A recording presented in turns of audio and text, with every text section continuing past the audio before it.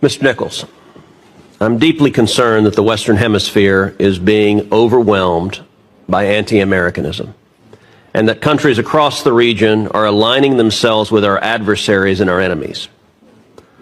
I'm deeply concerned that former U.S. allies are being replaced by leaders who are actively hostile to us and our interests, and that the Biden administration has chosen to embrace many of those leaders. President Biden warmly hosted Lula da Silva at the White House and called him a close friend. Lula is an anti-American Chavista who embraces the Chinese Communist Party, Vladimir Putin, and the Iranian regime. I'll note that President Biden has not extended the same courtesy to Israeli Prime Minister Benjamin Netanyahu, and indeed the Biden White House has made clear that Israel's Prime Minister is not welcome in the Biden White House. Now, one of the very insidious ways that our adversaries and our enemies have infiltrated the region is through corruption. China, Russia, and Iran all exploit endemic corruption, including and especially corruption driven by left-wing movements to advance their geopolitical agendas. Congress, and specifically this committee, has recognized the importance of combating such corruption and have given you powerful tools, in particular under Section 7031C, sanction authorities. The Biden administration has used these sanctions repeatedly across the Western Hemisphere, but not, I'm dismayed to say, not against the left-wing anti-American communists who are aligning with Russia and China and Iran. Quite the opposite. Again, the Biden administration has looked the other way at malign behavior from such actors. Well, Brazil. Bolsonaro, a pro-American leader, was replaced, to the Biden administration's cheering, with an anti-American radical, Lula.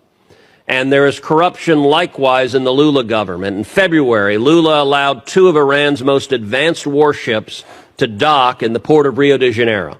The United States opposed that act, at least formally. In fact, the United States sanctioned those ships with what are supposed to be powerful designations, and yet it happened.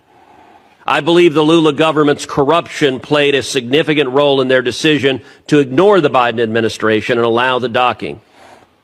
Do you agree with that assessment? And has the Biden administration enforced any sanctions related to that instance, and in particular to the Brazilians providing material support to the Iranian ships? The administration engaged our partners throughout the hemisphere, and we're very pleased that the Iranian ships were not able to dock anywhere else. We're deeply disappointed that one of the 2 ships was able to dock in Brazil. The other was offshore.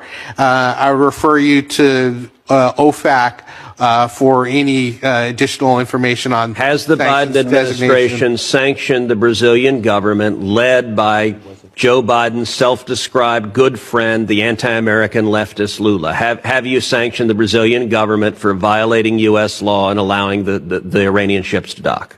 I would refer you to OFAC as to whether or not they've made a determination that action violated. You don't know whether you've sanctioned Brazil? I would refer you to OFAC. Do you know? I would refer you to OFAC. Do you know the answer? That's a yes or no question. Do you know whether the Biden administration has sanctioned Brazil? I am not aware of any sanctions with regard to that specific situation. Nor am I, and that's the problem.